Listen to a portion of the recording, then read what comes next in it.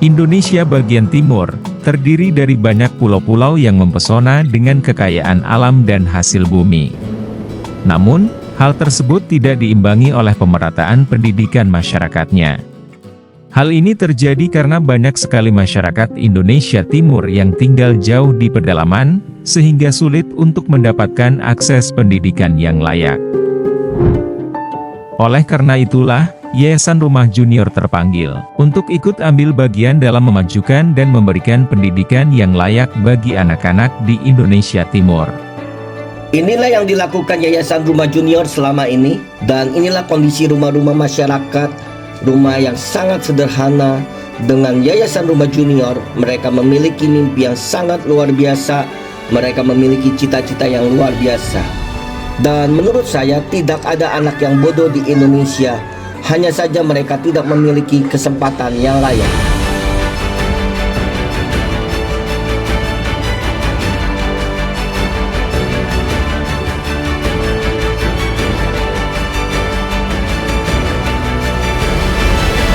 Namun, ternyata tidak hanya sektor pendidikan saja yang harus dibangun, akan tetapi juga kemampuan sumber daya manusianya. Karena itu, Yayasan Rumah Junior juga aktif berkontribusi terhadap hal ini, dengan memberikan pelatihan-pelatihan keterampilan kepada masyarakat di pedalaman.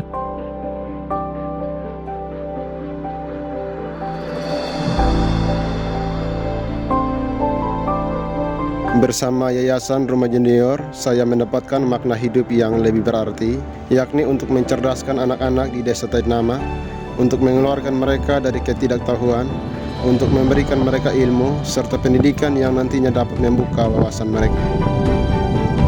Awalnya anak ini masih belum bisa berhitung, namun karena punya semangat yang tinggi untuk bersekolah di PAUD Harapan Bangsa, kini anak ini sudah bisa berhitung dan bisa beradaptasi dengan teman-teman lainnya. Dan saya berharap ada banyak anak yang seperti dia, yang memiliki cita-cita dengan dukungan sekolah dan fasilitas yang layak. Mari bersama-sama bergandengan tangan, baik dengan pemerintah daerah, tokoh masyarakat dan semua pihak terkait yang terbeban, untuk memberikan doa, daya dan dana, untuk membangun Indonesia Timur yang lebih baik. Terima kasih sudah berpartisipasi dalam program menuju 100 sekolah di Indonesia Timur. Salam peduli Indonesia.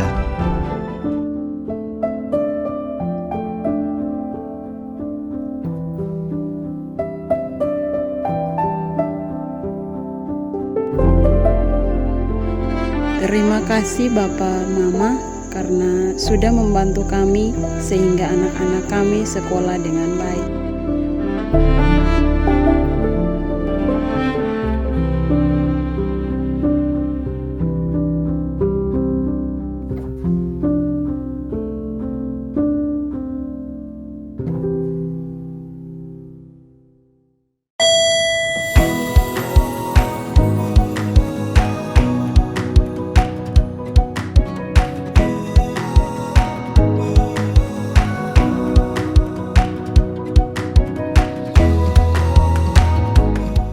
Mazmur 91 ayat 1-16.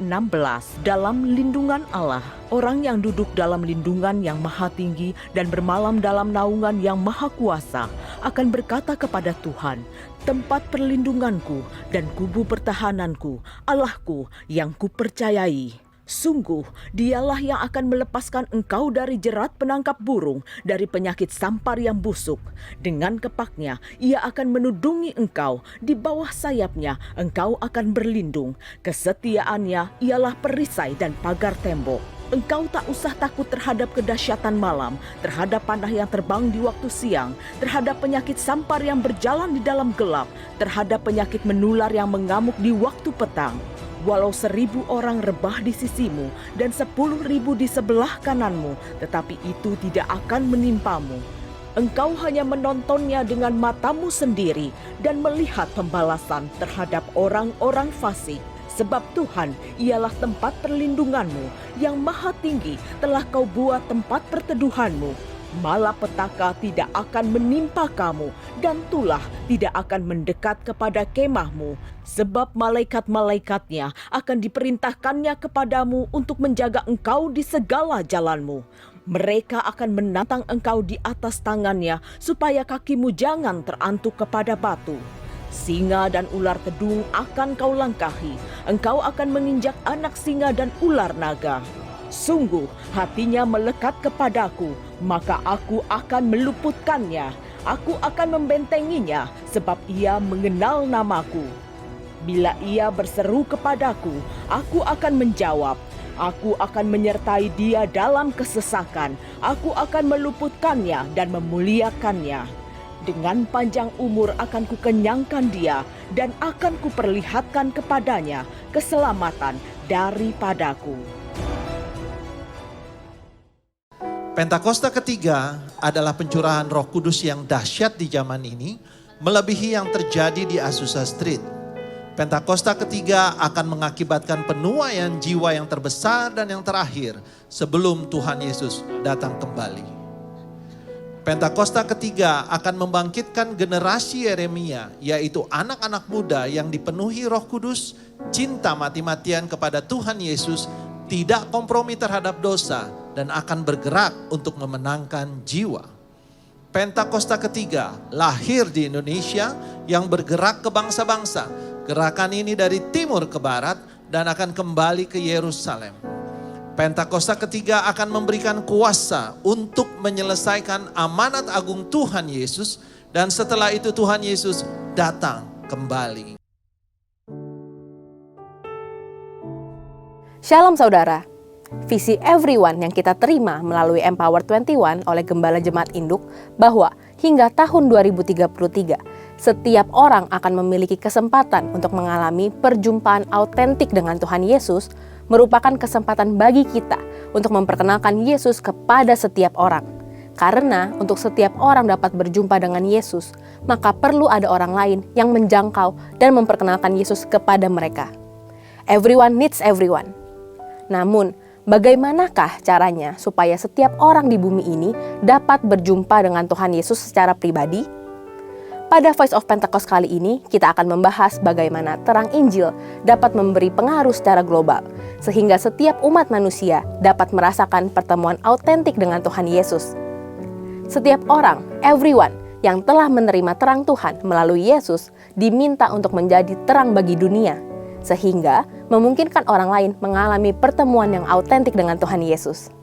Ada 3 langkah yang perlu kita ambil agar terang Tuhan dapat bersinar melalui kehidupan kita. Yang pertama, seperti yang dinyatakan dalam Yohanes 8 ayat 12, Yesus berkata, "Aku adalah terang dunia. Barang siapa mengikut aku, ia tidak akan berjalan dalam kegelapan, melainkan akan memiliki terang hidup." Oleh karena itu, penting bagi kita untuk sungguh-sungguh mengikut Yesus. Mengikut Yesus tidak hanya berarti mengaku sebagai orang Kristen atau rutin menjalankan ritual keagamaan, tetapi juga sungguh-sungguh meneladani hidup Yesus di dunia ini.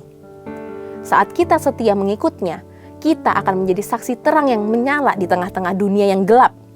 Hal ini akan membuat orang-orang lain melihat bahwa kita hidup dengan nilai-nilai kerajaan terang yang berbeda.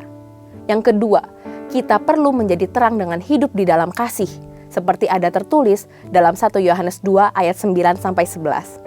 Allah adalah kasih, dan barang siapa tetap berada di dalam kasih, ia tetap berada di dalam Allah, dan Allah di dalam dia. Kita tidak dapat mengaku bahwa kita hidup di dalam terang jika kita tetap hidup di dalam kebencian atau ketidakpedulian. Hidup dalam terang Tuhan memungkinkan kita untuk memahami dan merasakan kasih-Nya. Dengan demikian, menjadi lebih mudah bagi kita untuk memberikan kasih kepada orang-orang di sekitar kita, termasuk memberikan pengampunan kepada mereka yang mungkin kita benci. Melalui tindakan kita yang penuh kasih dan pengampunan, orang lain dapat melihat dan merasakan kasih Tuhan, yang pada gilirannya akan menarik mereka untuk merasakan kasih-Nya yang sejati. Sebaliknya, jika kita tidak hidup dalam kasih, bagaimana orang lain bisa merasakan kasih Tuhan yang memulihkan? Yang ketiga, kita perlu hidup bijaksana dan berintegritas. Efesus 5 ayat 13-16. Hal pertama yang dunia lihat adalah bagaimana cara kita hidup. Dunia akan menyaksikan dan menghakimi kita berdasarkan bagaimana kita memandang kehidupan, mengatur waktu dan keuangan, membangun relasi dengan orang lain, dan bahkan bagaimana cara kita merespons masalah atau konflik. Saat kita memilih hidup takut akan Allah dalam segala aspek kehidupan, maka Dia akan menunjukkan penyertaan dan pembelaannya, sehingga dunia akan melihat kita bukan saja berkemenangan karena pembelaannya, tetapi juga memiliki hidup yang bernilai. Itulah yang akan menarik jiwa-jiwa untuk datang kepada terangnya yang bercahaya di dalam kita. Tentu, kita tidak dapat melakukan ketiga hal tersebut dengan kekuatan kita sendiri. Kita perlu sosok pribadi yang memberdayakan kita untuk terus konsisten bercahaya, yaitu Roh Kudus. Api Roh Kudus tetap harus dijaga menyala dalam hidup kita, supaya terang kita tidak padam. Artinya, saat kita menjaga api Tuhan tetap menyala, maka kita terus dimampukan untuk menjadi terang melalui kehidupan kita. Jangan padamkan roh. 1 Tesalonika 5 ayat 19.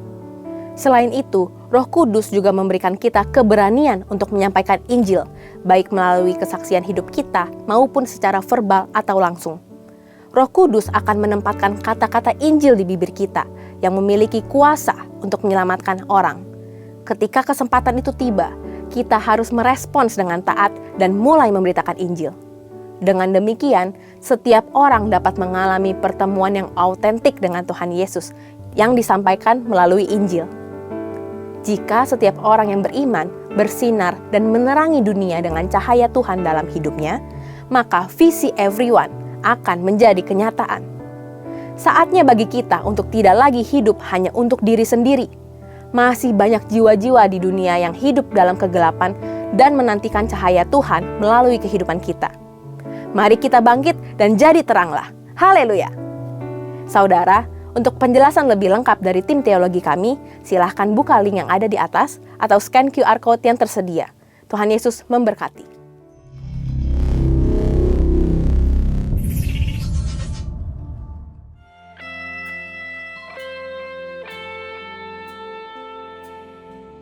Ku perlu Engkau Yesus, haus jiwaku menantikanmu. Ku percaya Kau penuh pengharapanku di dalam-Mu.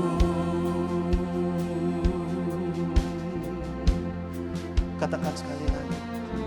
Ku perlu Engkau Yesus, haus jiwaku menantikanmu.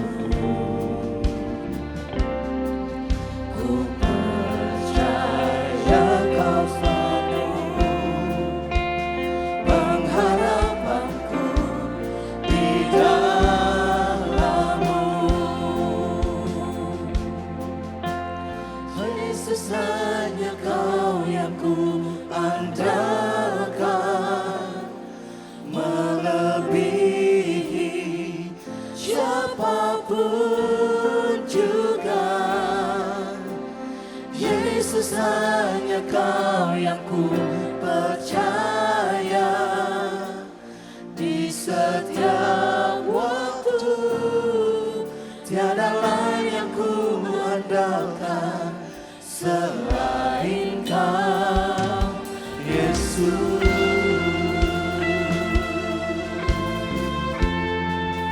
Mari yang wanita saja naikkan pujian ini.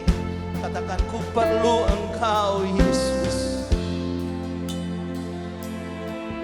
Ku perlu Engkau Yesus, haus jiwaku menantikanmu. Mari yang pria, ku percaya. Ku percaya Kau penuh pengharapanku di dalam-Mu. Sama-sama sambil angkat tangan katakan, Yesus, hanya Kau yang ku andalkan.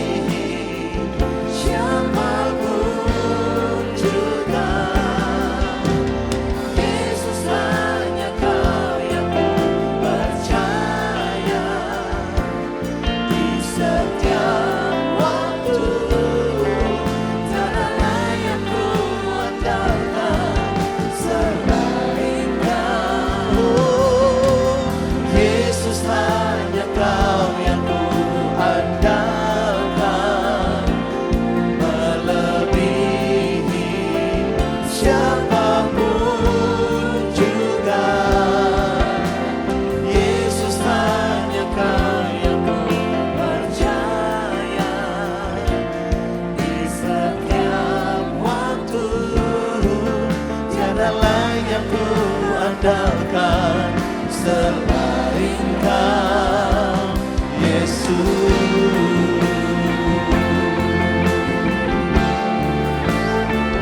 Haleluya. Hikmat-Mu lebihi pikiranku Tuhan. Hikmat-Mu lebihi pikiranku. Jalan-Mu di atas segala jalanku. Tinggi dan dalamnya kasih-Mu, hanya Kau, Yesus, yang ku andalkan. Hikmat-Mu lebihi pikiranku. Jalan-Mu di atas segala jalanku.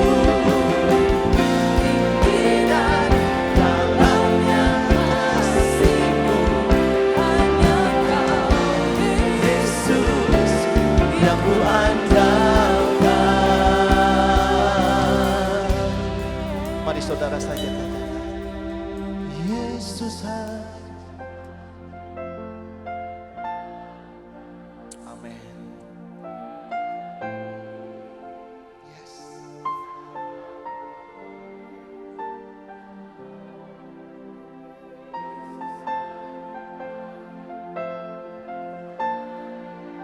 Amin.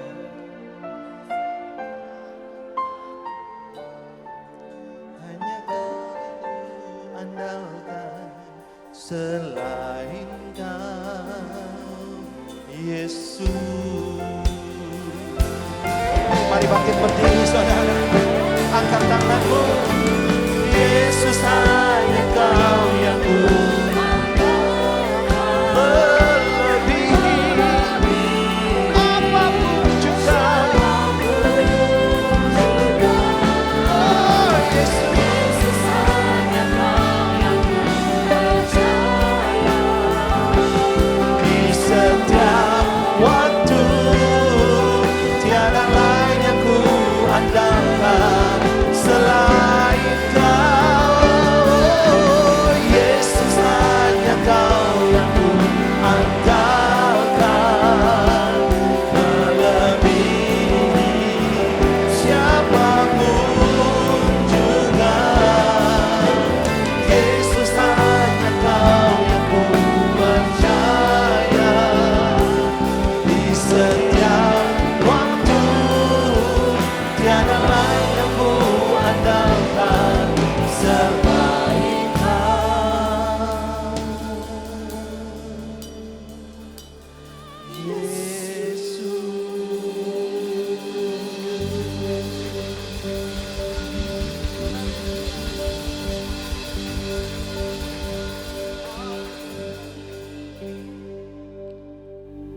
Tuhan, kami mau mengakui bahwa seringkali kehidupan kami tidak seindah apa yang kami nyanyikan.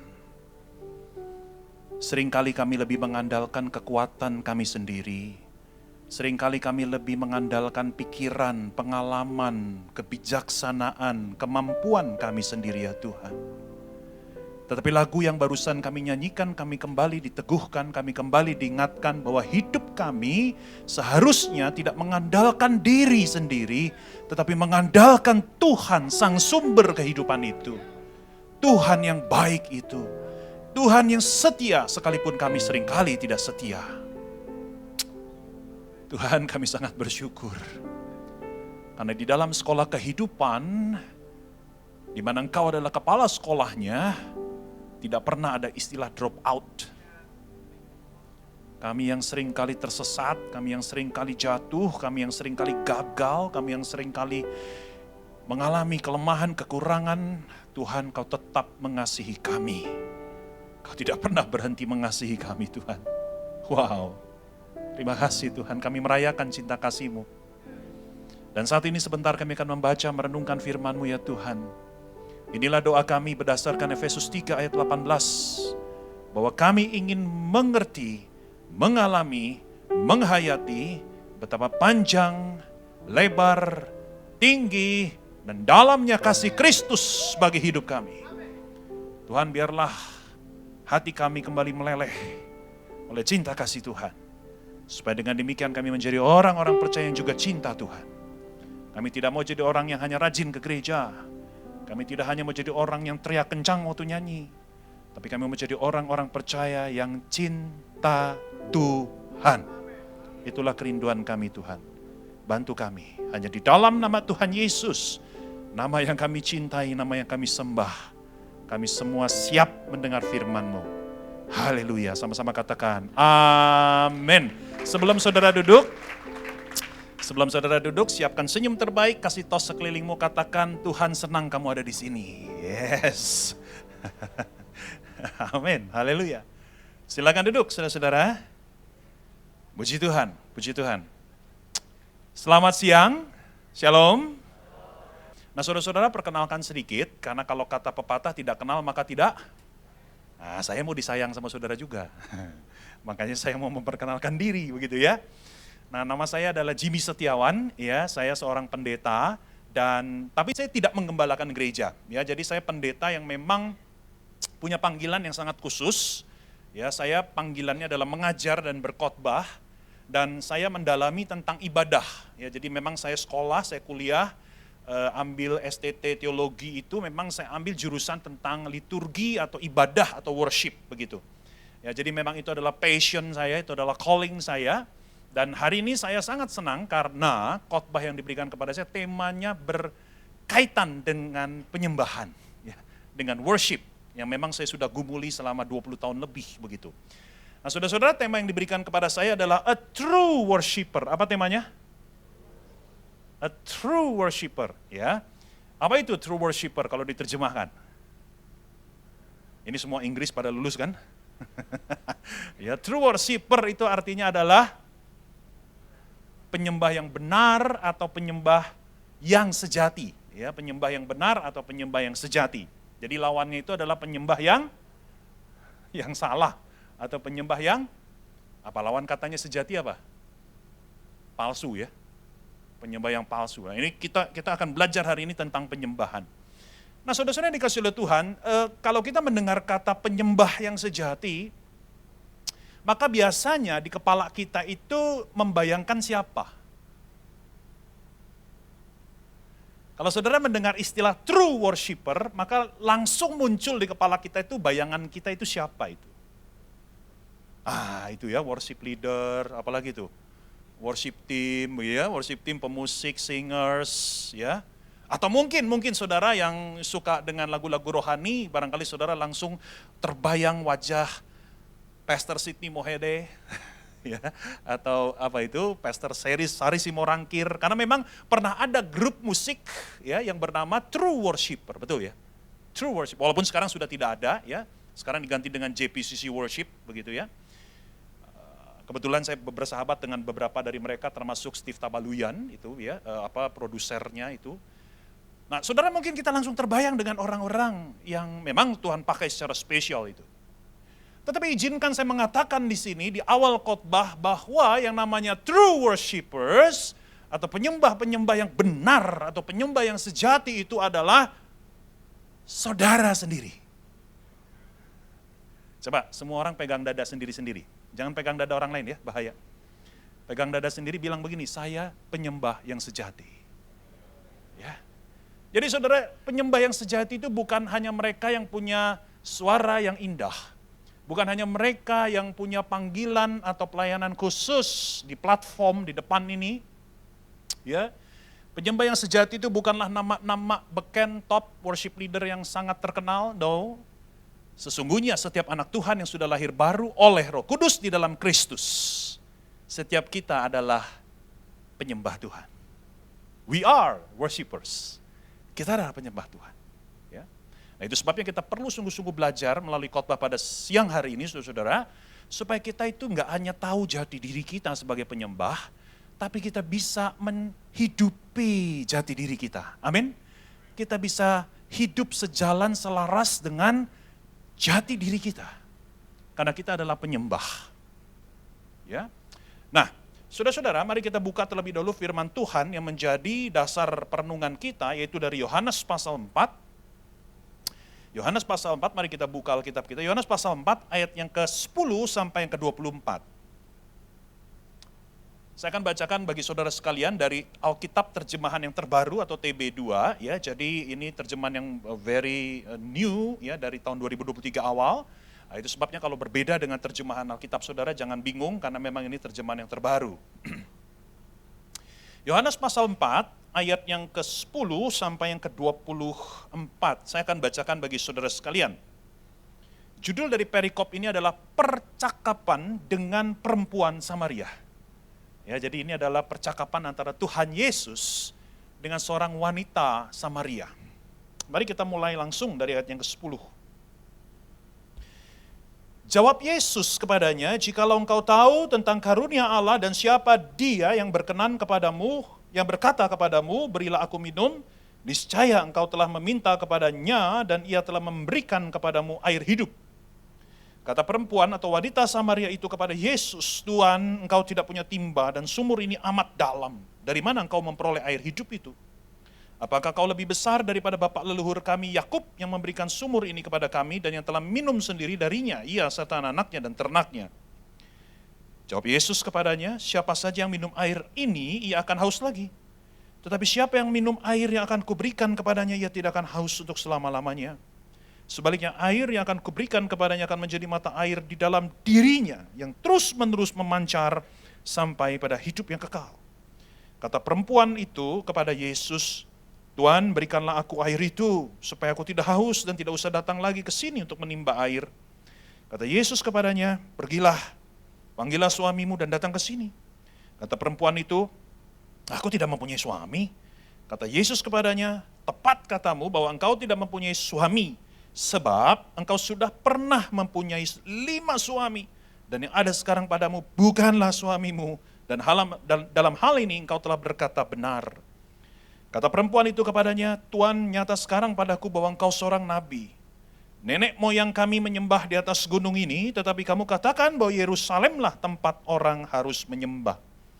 Kata Yesus kepadanya, "Percayalah kepadaku, ibu, saatnya akan tiba bahwa kamu akan menyembah Bapa bukan di gunung ini dan bukan juga di Yerusalem. Kamu menyembah apa yang tidak kamu kenal, kami menyembah apa yang kami kenal, sebab keselamatan datang dari orang Yahudi." Ayat 23. "Namun saatnya akan tiba dan sudah tiba sekarang bahwa penyembah-penyembah benar akan menyembah Bapa dalam roh dan kebenaran. Sebab Bapa mencari orang-orang yang menyembah Dia secara demikian. Allah itu roh, dan siapa saja yang menyembah Dia harus menyembahnya dalam roh dan kebenaran." Saudara tetap buka Alkitab kita pada bagian ini karena renungan kita akan berdasarkan nats yang baru saja kita baca. Saudara-saudara yang dikasihi oleh Tuhan, saya ingin memulai khotbah ini dengan sebuah pertanyaan sederhana. Yang saya rindu saudara coba jawab dalam pikiran kita masing-masing.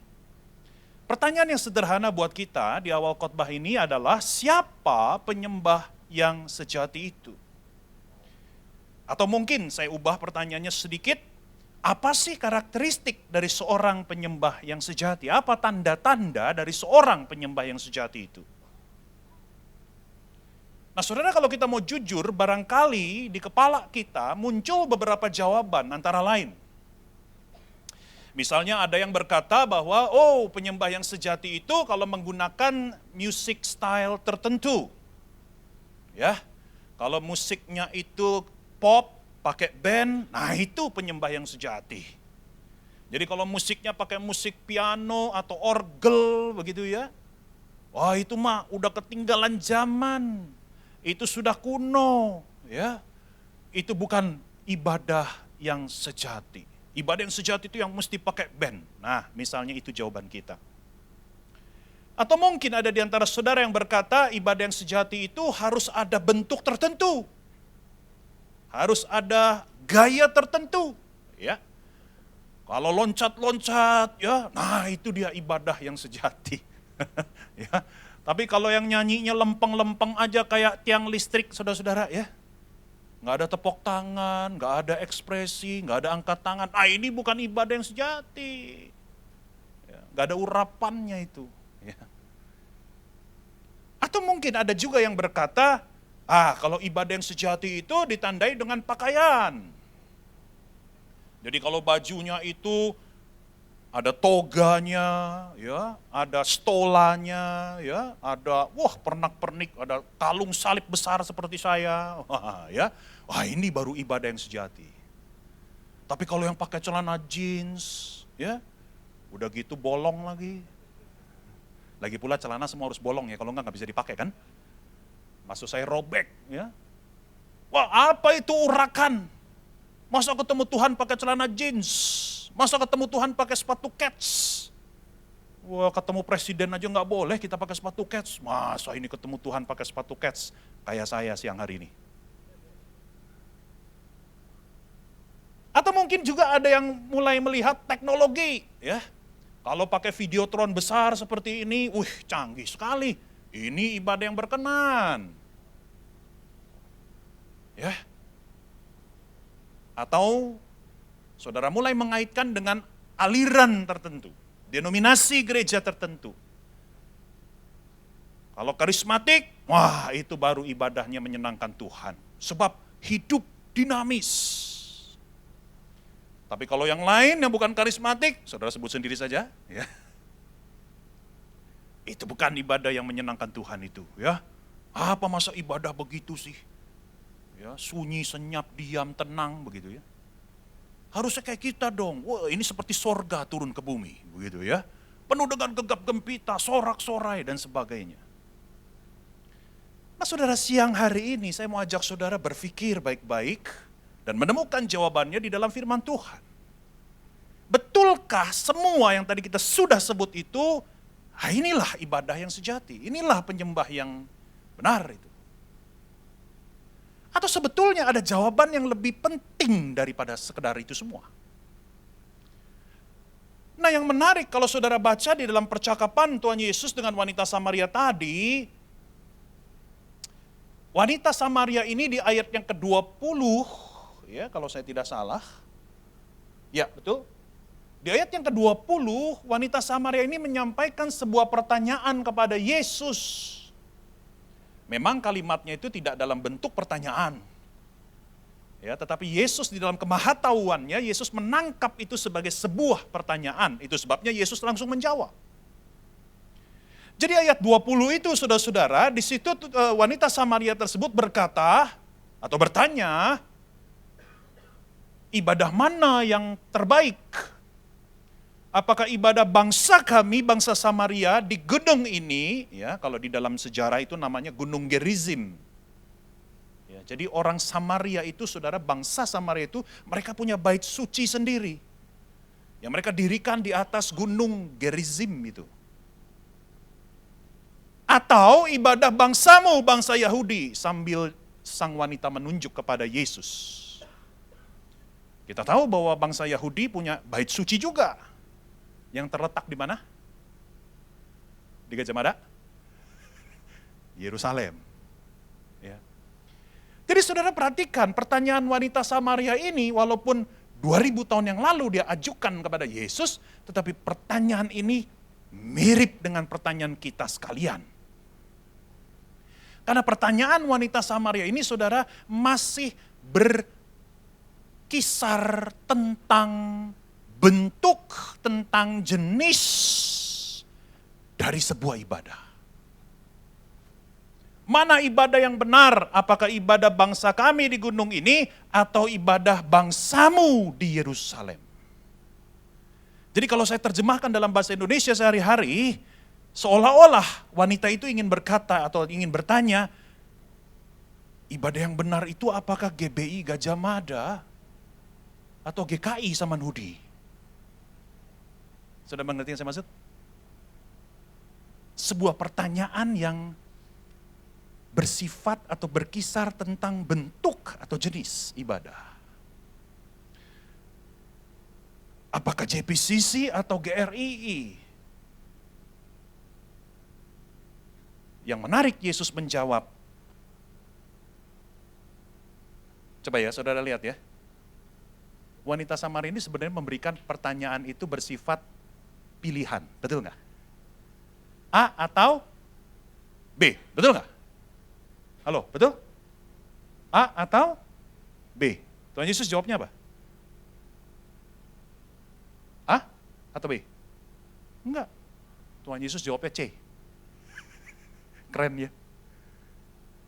Coba kita lihat jawaban Yesus. Ya, ada di dalam ayat yang ke-23. Coba kita baca sama-sama ya. 3, 2, 1. Namun saatnya akan tiba dan sudah tiba sekarang bahwa penyembah-penyembah benar akan menyembah Bapa dalam roh dan kebenaran. Sebab Bapa mencari orang-orang yang menyembah Dia secara demikian. Jadi saudara-saudara, pertanyaan wanita Samaria ini adalah pertanyaan yang salah. Ibadah yang benar atau ibadah yang sejati itu tidak ditentukan pertama-tama dan terutama oleh aspek-aspek yang bersifat lahiriah atau kemasan.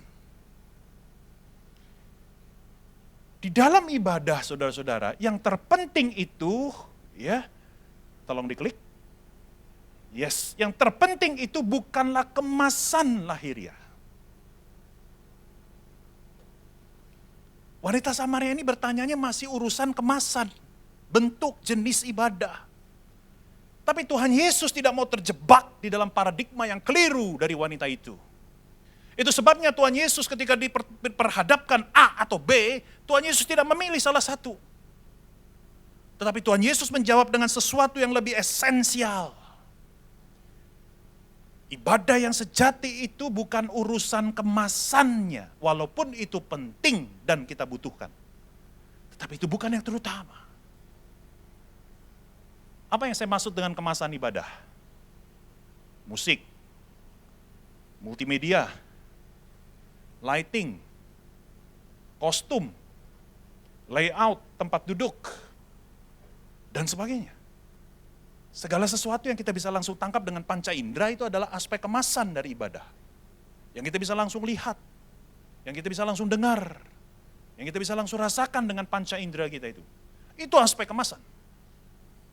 Dan Tuhan Yesus berkata bukan itu yang terpenting di dalam ibadah. Walaupun penting, tapi bukan yang terpenting. Kita butuh aspek kemasan, tetapi jangan pernah jadikan aspek kemasan sebagai prioritas atau tujuan utama ibadah kita. Saudara, saya mau tanya, aspek kemasan itu kita butuhkan nggak? Halo, butuhkan nggak?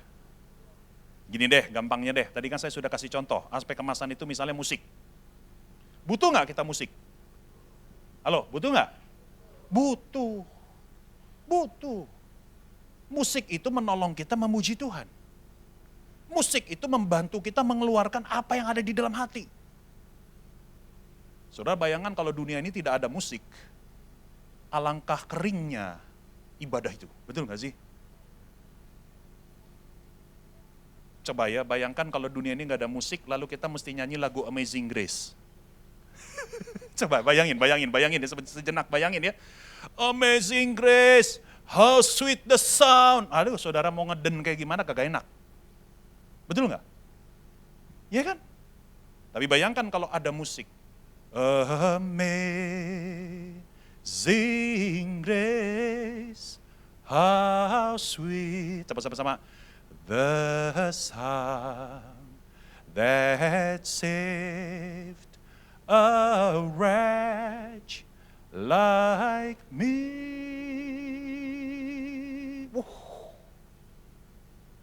Saudara bayangkan kalau nggak ada musik kita nggak bisa keluarin apa yang di dalam hati kita itu.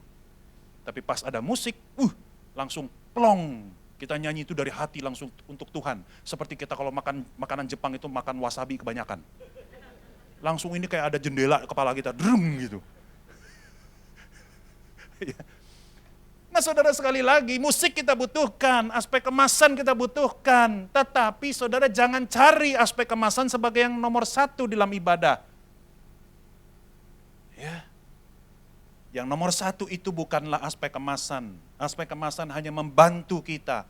Tetapi tujuan kita beribadah tidak lain tidak bukan adalah menyembah Tuhan. Ya, tolong diklik. Tujuan ibadah itu bukan menikmati musik. Salah. Kalau saudara tujuannya menikmati musik, jangan ke ibadah, mending ke karaoke. Iya dong, betul nggak? Tujuan ibadah itu saudara bukanlah menikmati hadirat WL dan hadirat pengkhotbah. Salah. Tujuan ibadah itu adalah merindukan, menikmati, dan mengalami Tuhan. Amin. Itu yang dikatakan oleh Yesus, penyembah-penyembah benar akan menyembah Bapa. Tuhan itu. Tuhan, hadirat Tuhan, itulah tujuan utama penyembahan kita. Bukan aspek kemasan. Aspek kemasan itu hanya alat bantu. Hanya untuk menolong kita. Tapi bukan tujuannya, tidak boleh menjadi tujuan. Mungkin ilustrasi ini akan memudahkan pemahaman kita. Misalnya kalau saudara makan mie instan itu kan ada bungkusannya, betul nggak? Betul nggak? Saya nggak boleh nyebut merek kan ya?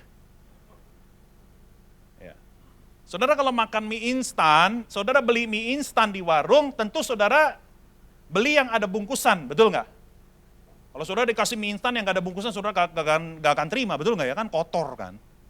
Saudara terima pasti ada bungkusannya. Jadi kita butuh bungkusannya nggak? Halo, butuh nggak? Butuh. Dari pabrik memang sudah ada bungkusannya. Tapi permisi tanya, waktu saudara ke dapur, yang saudara masak itu mie instan atau bungkusannya? Yang saudara makan dan kunyah itu bungkusan plastiknya atau jadi ngomong merek dah. Jadi ngomong merek nih ya. Indotut gitu ya. Yang saudara makan itu bungkusannya atau isinya itu? Isinya kan.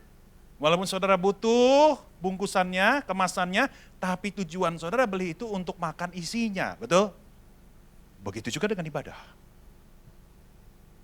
Musik, lagu, lighting, multimedia, sound, semua kita butuhkan. Tapi bukan ini tujuan utamanya. Tujuan utamanya adalah ketemu Tuhan. Tujuan utamanya adalah kita mengalami lagi cinta kasih Tuhan. Amin. Oh ya. Jadi saudara, kalau engkau datang ke rumah Tuhan, karena engkau mau cari musik, kalau engkau mau cari kenyamanan, engkau mau cari teman baru, you are wrong. That is not the purpose. Itu bukan tujuannya. And you will be disappointed. Saudara akan kecewa kalau saudara ke rumah Tuhan dengan motivasi yang salah. Tapi kalau saudara datang ke rumah Tuhan dengan motivasi, Tuhan, aku mau mengalami Engkau. Aku mau seperti rusa yang rindu sungaimu. Aku rindu Engkau Tuhan. You will be satisfied. Saudara pasti akan dipuaskan oleh Tuhan. Amin. Nah, saudara-saudara, saya ingin menjelaskan lebih jauh. Karena Tuhan Yesus menyebut 2 kali di dalam ayat 23 dan 24, bahwa penyembah benar harus menyembah di dalam roh dan kebenaran. Perhatikan, Tuhan Yesus tidak mengatakan begini, penyembah benar itu harus menyembah di dalam drums and electric guitar. Enggak ya? Enggak ya? Penyembah benar itu harus menyembah aku di dalam piano Steinway dan orgel yang megah. Enggak. Ya. Tetapi penyembah yang benar itu harus menyembah di dalam roh dan kebenaran. Tidak peduli saudara orang baptis, saudara orang metodis, saudara orang karismatik, saudara orang Anglikan, saudara orang katolik, saudara orang ortodoks, judulnya tetap sama. You have to worship God in spirit and truth. Saudara harus menyembah Tuhan di dalam roh dan kebenaran. Nah, apa artinya ini? Kita harus ngerti. Saudara, saya coba bahasakan dengan sederhana buat saudara-saudara, ya. Apa itu roh dan kebenaran? Coba kita lihat. Roh di sini, ya, perhatikan. Bahasa Indonesia menerjemahkan itu di Alkitab kita R-nya huruf kecil, bukan R huruf besar. Kalau R huruf besar itu Roh Kudus. Tapi kalau R huruf kecil itu berarti rohnya kita. Ya. Dan di dalam bahasa Inggris juga diterjemahkannya in spirit, bukan in the spirit. Kalau pakai kata the itu artinya Roh Kudus. Oke? Tapi kalau in spirit bicara tentang roh kita. Maka Saya coba pahami ini secara sederhana dan saya mau bagikan buat saudara sekalian. Apa itu menyembah dalam roh? Menyembah dalam roh sesederhana kita menyembah dengan sikap hati yang benar kepada Tuhan. Halo, yang setuju katakan amin. Ya. Kita datang kepada Tuhan dengan sikap hati yang benar. Ya. Dan menyembah di dalam kebenaran artinya apa? Saudara, kebenaran ya itu adalah Alkitab ini. Ya, truth. Inilah kebenaran. Dan Alkitab saudara bukan sekedar buku kumpulan pedoman moral atau petunjuk-petunjuk untuk hidup baik. No. Alkitab pertama-tama dan terutama adalah the revelation of God Himself. Ini adalah pewahyuan dari diri Allah. Alkitab berisi Allah yang memperkenalkan dirinya kepada manusia. Nih, Alkitab. Kalau saudara tidak pernah baca Alkitab, saudara tidak pernah tahu akan siapa Tuhan yang sejati. Setuju? Ini. Maka apa artinya menyembah Tuhan di dalam kebenaran? Itu bicara tentang siapa Allah bagi kita. Siapa Tuhan itu? Dan jangan lupa ada satu kata yang penting, ya, bukan hanya roh, bukan hanya kebenaran, tetapi ada satu kata penting, yaitu menyembah dalam roh dan. Kata apa? Dan. Kata apa? Dan.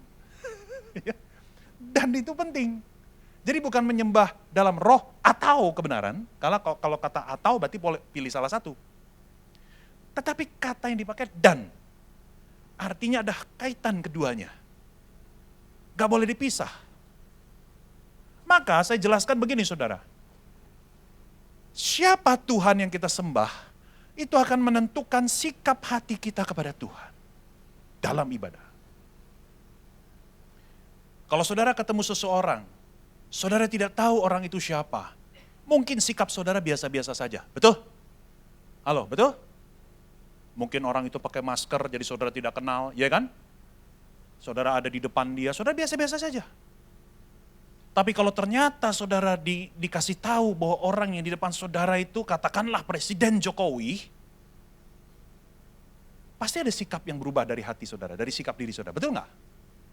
Saudara akan lebih respect. Saudara tidak akan sembarangan, betul? Jadi siapa Tuhan yang kita jumpai dalam ibadah, kalau kita tahu dia, itu akan membentuk sikap hati kita. Worship in spirit and truth, itu artinya itu. Kalau kita bicara tentang siapa Tuhan, maka ada dua perspektif. Yang pertama saudara-saudara, ya.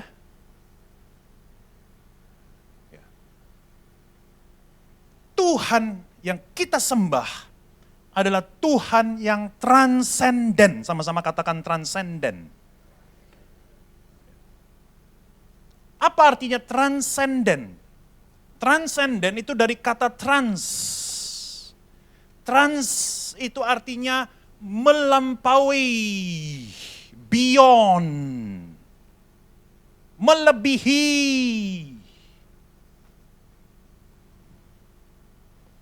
Maka Tuhan yang transenden itu artinya Tuhan yang melampaui segala ciptaan. Tuhan itu adalah sang pencipta, dia bukan ciptaan. Dia adalah pencipta seluruh alam semesta dengan segala isinya ini. Saudara tahu nggak bahwa jumlah bintang dan planet di seluruh jagat raya kita ini, saudara-saudara, lebih banyak daripada pasir di lautan di dunia ini. Alam semesta yang begitu luas, Tuhan yang ciptakan. Itulah Tuhan yang transenden, Tuhan yang melampaui kita, Tuhan yang begitu besar, Tuhan yang maha besar, Tuhan yang maha agung, maha kuasa, maha mulia, maha segalanya. Saudara tambahkan sendiri maha-maha yang lain. Dan kalau kita sadar bahwa kita sedang datang kepada Tuhan yang seperti itu, maka hati kita yang pasti akan hormat, kagum, dan gentar di hadapan Tuhan. Amin? Halo, amin? Oh iya. Kita akan menyembah Tuhan dengan sikap yang hormat, dengan sikap yang kagum, dengan sikap yang gentar. Lawan katanya hormat apa? Tidak hormat ya. Kan paling gampang gitu ya, tinggal ditambahin kata tidak gitu ya. Apa lawan katanya pria, bukan pria gitu ya. Apa lawan katanya hormat? Sembarangan. Asal-asalan. Betul nggak? Saudara, di titik ini saya ajak saudara introspeksi diri. Apakah selama ini kita menjadi penyembah Tuhan, kita sungguh datang kepada Tuhan dengan sikap yang hormat atau sembarangan? Dengan sikap yang kagum atau cuek-cuek bebek? Dengan sikap yang gentar atau saudara menganggap enteng hadirat Tuhan itu? Saudara, kalau kita punya sikap yang hormat kepada Tuhan, itu akan tercermin dalam perilaku-perilaku kita di dalam ibadah. Sebagai contoh, kalau saudara datang menghormati Tuhan, sungguh saudara beribadah dengan rasa hormat kepada Tuhan, saudara nggak akan main handphone di dalam ibadah. Coba senggol kiri, senggol kanan, tuh lu kena tuh, coba bilang. Ya, saudara nggak akan main handphone. Ya, saudara kalau buka handphone untuk lihat ayat Alkitab, untuk catat khotbah, boleh. Bukan berarti nggak boleh sama sekali, boleh. Tapi kalau saudara buka Alkitab untuk lihat TikTok, itu lain cerita.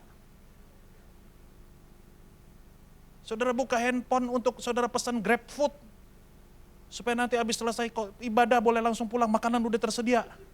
Kan ada yang begitu kan ya. Pikirannya terlalu strategis begitu. Wah, selesai ibadah 15 menit lagi, cukuplah saya pesan dulu GrabFood gitu ya. Kalau saudara menghormati Tuhan, saudara tidak akan datang terlambat di dalam ibadah. Ya kalau terlambat sesekali bolehlah. Misalnya jalanan tiba-tiba macet atau ban saudara kempes. Tapi kan saudara kempes tidak tiap minggu.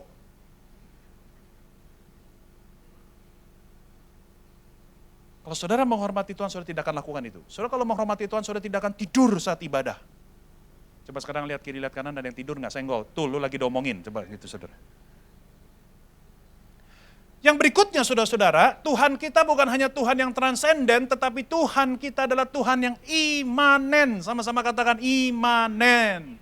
Apa itu imanen? Saudara pernah dengar kata Immanuel? Ah, itu sama. Imanen itu artinya Tuhan yang dekat dengan kita. Tuhan yang mencintai kita. Tuhan kita bukan hanya transenden, cuman duduk enak di sorga, ya diem aja, pasif, berpangku tangan ngelihat kita, cuek, enggak. Tuhan kita bukan hanya transenden, tapi dia juga Tuhan yang imanen. Tuhan yang cinta saya dan saudara. Amin? Amin? Itu sebabnya ayat Alkitab mengatakan menyembah Bapa. Kata yang dipakai itu jelas. Bapa, Father, Daddy, Papi, Papa. Yesus tidak memakai kata yang generik. Penyembah-penyembah benar akan menyembah Tuhan gitu ya. Enggak. Yesus memakai kata yang sangat spesifik. True worshiper will worship the Father. Bapa. Sebuah sebutan yang sangat bermakna hubungan yang akrab, yang karib, yang intim. Kita ini anak Tuhan, itu Bapa kita. Itu imanen. Tuhan yang dekat sama kita itu. Dan Tuhan itu sayang semua anak Tuhan, Tuhan itu sayang semua kita, itu sama besarnya. Yang setuju dengan saya katakan amin. Gak percaya? Tuhan itu sayang saya sama sayang saudara itu sama besarnya. Saudara jangan pikir kalau pendeta itu 92% disayang Tuhan. Kalau pendeta yang punya gereja gede 97% disayang Tuhan. Kalau cuma majelis atau penatua atau hanya koordinator ibadah ya 82%. Kalau WL ya kalau suaranya merdu oke lah 81,5%. Kalau agak fales-fales 79%. Ya. Kalau jemaat saja yang tidak pernah pelayanan, ya sorry ya saudara hanya disayang Tuhan 51%. cinta Tuhan sama saudara cuma 51%. Siapa suruh tidak ikut pelayanan? Enggak. Dengar ya. God loves you perfectly.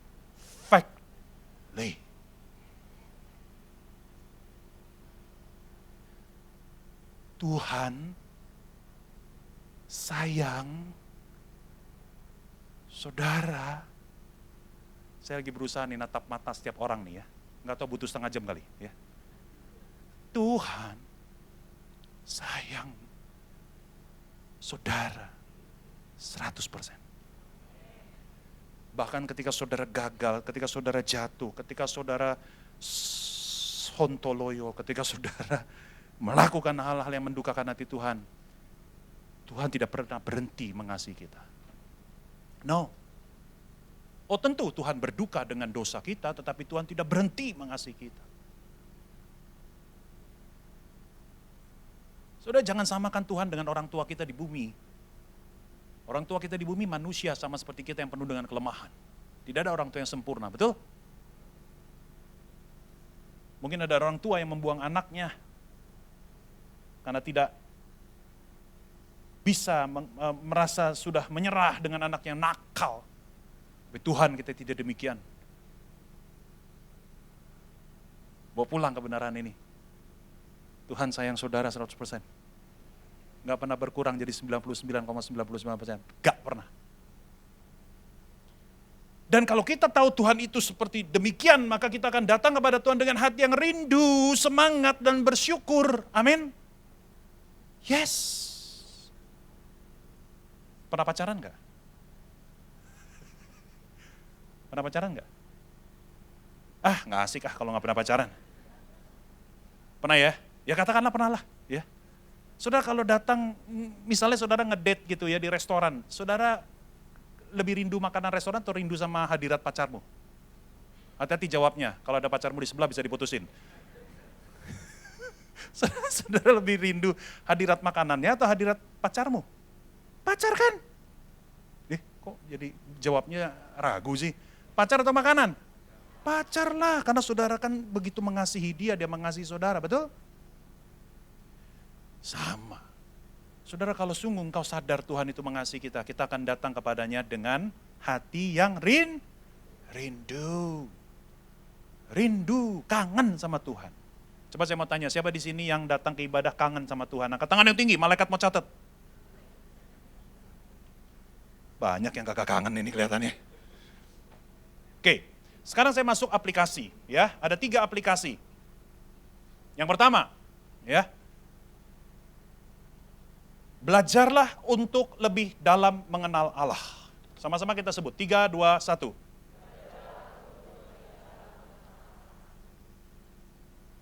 Karena tadi kita sudah belajar, hati kita dibentuk oleh pengenalan kita akan Tuhan.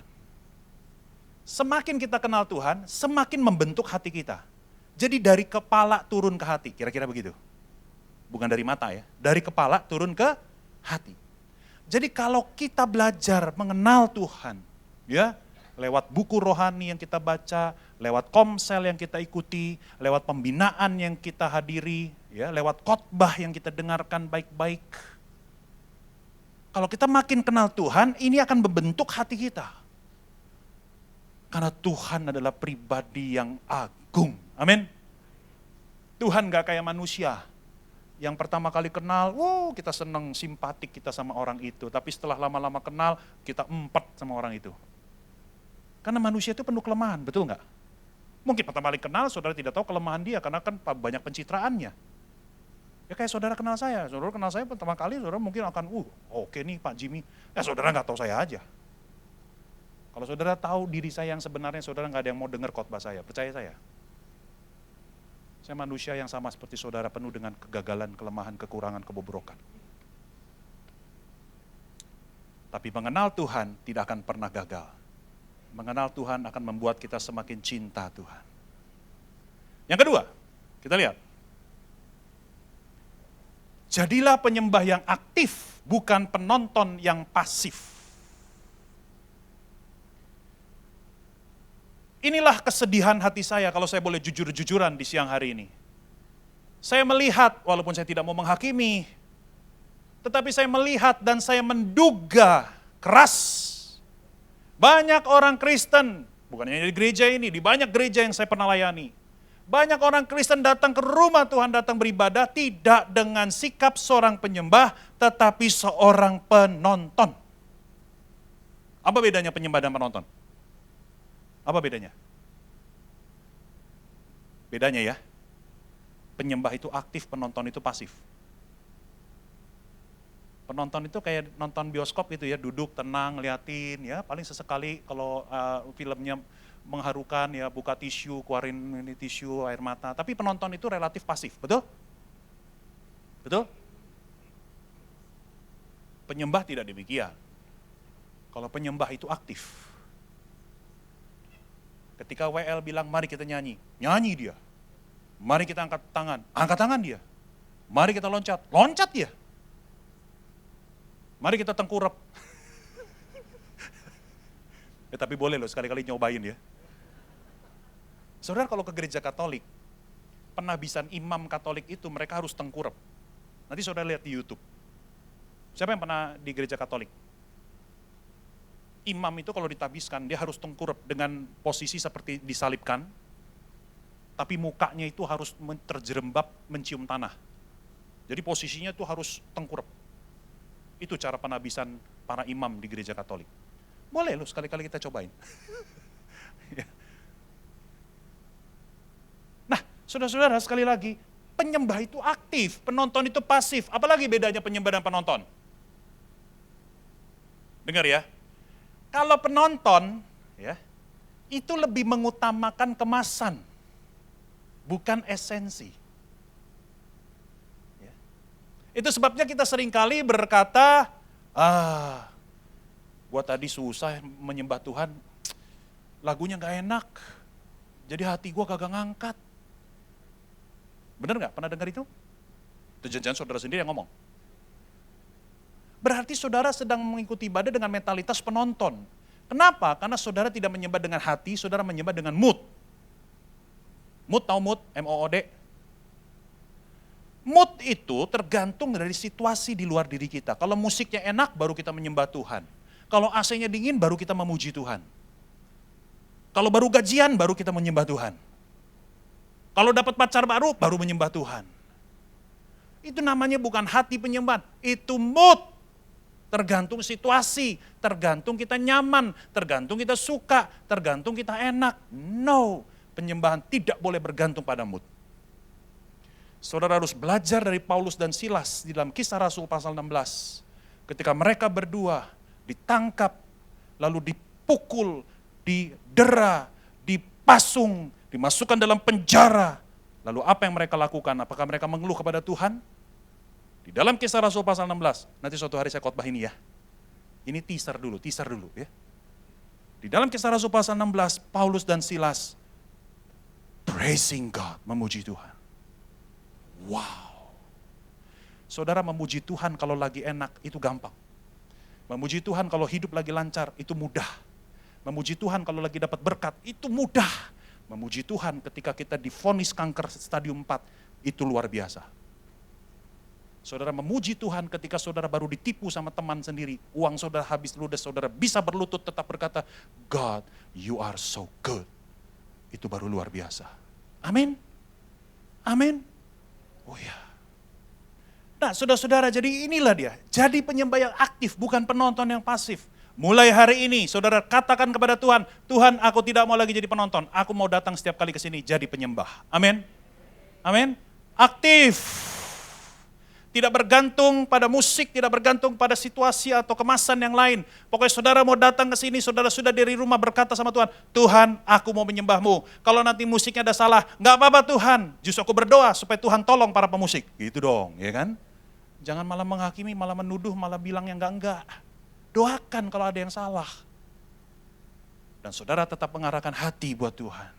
Dan yang terakhir saudara aplikasinya adalah, mari kita lihat. Bangunlah gaya hidup penyembahan pribadi kepada Allah tiap hari. Sama-sama katakan tiap hari. Sama-sama katakan, bukan hari Minggu saja. Saudara, penyembahan itu bukan hanya hari Minggu di gereja. Penyembahan itu setiap hari. Saudara harus bangun penyembahan setiap hari, Senin sampai Sabtu. Senin sampai Sabtu saudara punya waktu cari Tuhan, intim dengan Tuhan, berdoa, memuji Tuhan. Secara pribadi, di ruang kerja saudara, di toko saudara, di kamar saudara, dimanapun, wherever, dimanapun saudara. Saudara punya waktu dekat dengan Tuhan. Kalau saudara dari Senin sampai Sabtu, hati saudara sudah tertuju sama Tuhan, panas buat Tuhan. Hari Minggu saudara datang ke gereja, saudara tidak perlu lagi disuruh-suruh, saudara tidak perlu lagi diancam-ancam, saudara pasti menyembah Tuhan dengan luar biasa. Amin. Dengar, saya akan tutup. Boleh? Worship team maju sambil menyiapkan lagu yang tadi. Saudara, saya akan tutup dengan sebuah kalimat, dengar baik-baik. Ibadah atau penyembahan adalah gaya hidup, bukan gaya-gayaan. Saya ulangi ya, penyembahan adalah gaya hidup, bukan gaya-gayaan. Atau kalau versi panjangnya bunyinya begini, dengar ya, saya akan hanya baca sekali, setelah itu kita akan tutup.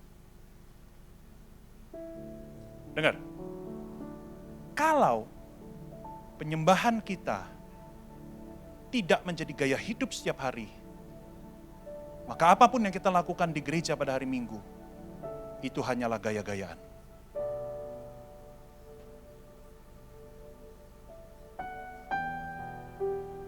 Mari kita tundukkan kepala, kita berdoa. Saudara-saudara, saya ajak kita untuk menyanyikan lagu ini sebagai respons kita. Engkaulah Tuhan, Engkaulah Raja. Ku rindu setiap waktu hidupi kebenaran-Mu. Mari katakan dari dalam hati kita, komitmen kita kepada Tuhan. Ku rindu setiap waktu hidupi kebenaran-Mu, bukan dengan kuatku, namun karena Roh-Mu. Yesus, Kau yang ku pegang teguh. Dari dalam hati kita serukan, Engkaulah Tuhan. Engkaulah Tuhan, Engkaulah Raja, berdaulat atas hidupku, ku berserah penuh. Engkaulah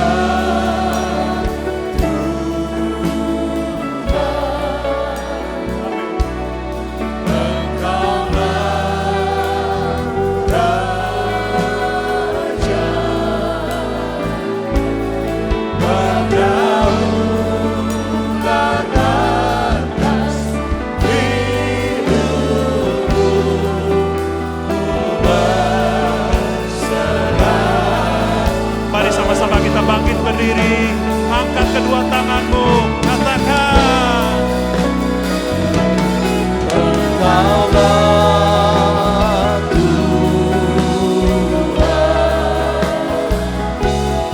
Engkaulah Raja, berdaulat atas hidupku, ku berserah penuh. Cepat saja menyanyikan. Engkau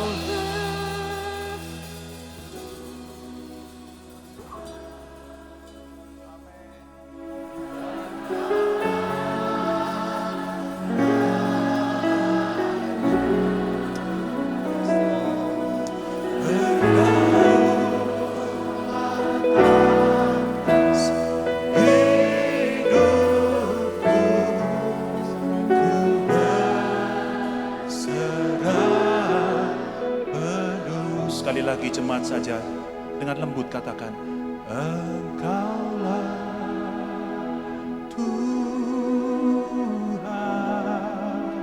Amin. Engkaulah Raja. Berdaulat atas hidupku, ku berserah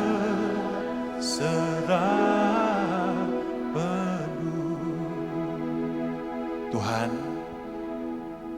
bentuklah kami menjadi penyembah-penyembah-Mu ya Tuhan. Engkau sudah menciptakan, Engkau sudah menebus kami dengan darah-Mu yang mahal, bukan untuk supaya kami menjadi anggota gereja, bahkan bukan untuk kami jadi orang Kristen, tapi Engkau mencipta dan menebus kami untuk menjadikan kami sebagai penyembah-penyembah-Mu. Tuhan, tolong kami, ketidaksempurnaan kami ini Tuhan, Engkau yang tolong. Kami mau seumur hidup kami, mulai hari ini berjanji, kami menjadi penyembah yang menyembah-Mu dalam roh dan kebenaran. Terima kasih Tuhan, inilah doa kami. Hanya di dalam nama Tuhan Yesus, nama yang indah, nama yang perkasa, nama yang lembut, nama yang berkuasa. Kami semua sama sudah berdoa, sama-sama orang percaya katakan, amin. Tuhan Yesus memberkati. Kami akan pulang, kami rindu menerima berkat daripada-Mu. Mari angkat tangan. Pulanglah dan terimalah berkat kasih karunia damai sejahtera, sukacita yang daripada Allah Bapa, persekutuan kita dengan anak yang tunggal Yesus Kristus, serta pertolongan yang manis oleh Roh Kudus akan selalu menyertai kita, mulai saat ini sampai selama-lamanya. Semua yang percaya katakan, amin. Tuhan Yesus memberkati, selamat hari Minggu.